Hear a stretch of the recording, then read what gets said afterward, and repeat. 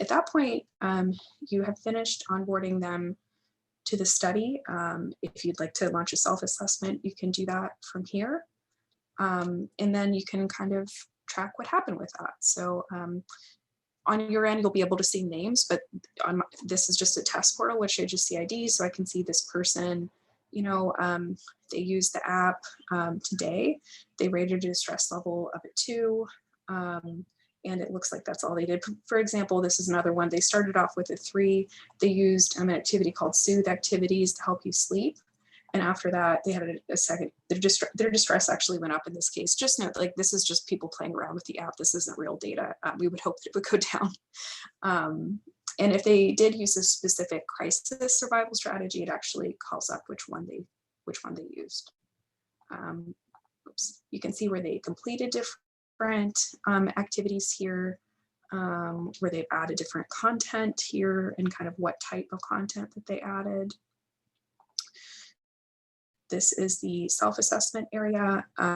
In this one, whenever I'm on Zoom, it takes a while for this little tab to load. I don't exactly know why, so I'm sorry if it kind of takes a second here. Yeah, but I guess I also there are some sites that opt not to use the self-assessments because they already have a really rich assessment battery. Is that something that you all are planning to use on your end? I think we would still use it, but we do routinely give out the PHQ-9 and GAD-7 to our kids 12 and up anyway, that they do in conjunction with their visits. But yeah, in between visits, this might be helpful. So I anticipate we would still use this as well. Okay, great. Yeah, and I think we just encourage people to use it in a way that you think makes sense for your practice. I'm curious. We utilize the scared, but it's the scared and it's normal. Since it's 43 items. What is the scared 5? What are the 5 items with that? I can show you. It's and if you click here, you can actually get to any of the items. It's I get really frightened for no reason at all. I'm afraid to be alone in the house. People tell me I worry too much. I'm scared to go to school and I am shy. That's the shortened version that we've used as an indicator for anxiety kind of broadly. We're trying to keep it short on here, but of course so more so sort of generalized anxiety than the subtypes. I think that's fair to say.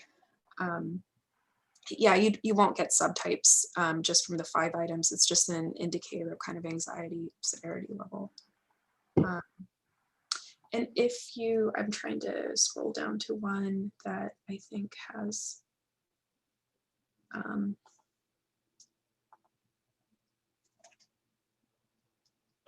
this will work.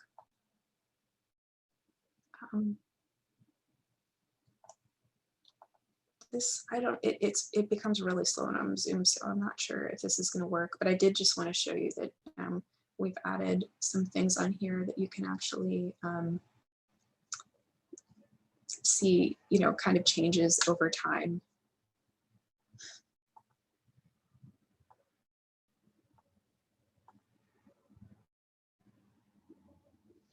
I'm going to let that go for a second and see if if it works. But any questions so far on the guide to Bright or the portal? Just to clarify, Candace, on the questionnaires, that's only if the clinician pushes it out to the patient, correct? Okay. That's exactly right. So on that participant tab where it says start self-assessment, when you click that, it then, they'll get, the adolescent will get a notification that your clinician just sent you a link to complete some questionnaires. And then on the app, they'll do that. And that expires after 24 hours.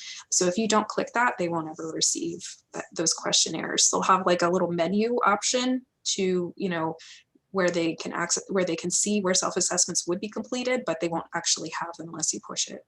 Okay. And then as far as strategies or assigning skills, can that be generated by the patient, or is that again only when the clinician inputs those as one of the patient's skills? Yeah. Oh, thank you. Thank you, Megan. I could not get that loaded. Yeah.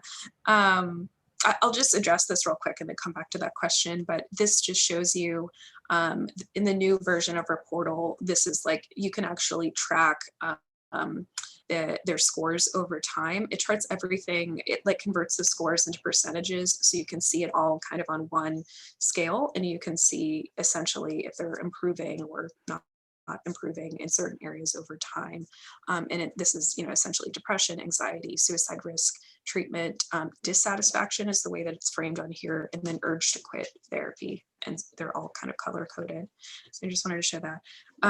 In terms of the skills, they will have access to any of the content at the app on any time, but there's a specific area on the app that's their coping plan that kind of indicates these are your targeted skills, and it has additional instructions. So they won't have those additional instructions unless you hit add skill, but they will have access to any of the content at the app at any time. I have a question about the scales. The app goes from 12 to 26, right? Yes. So is there different ones for the young adults?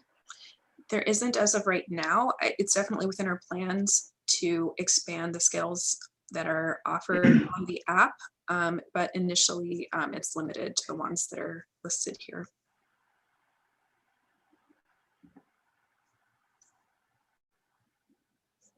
Okay. And if we have a little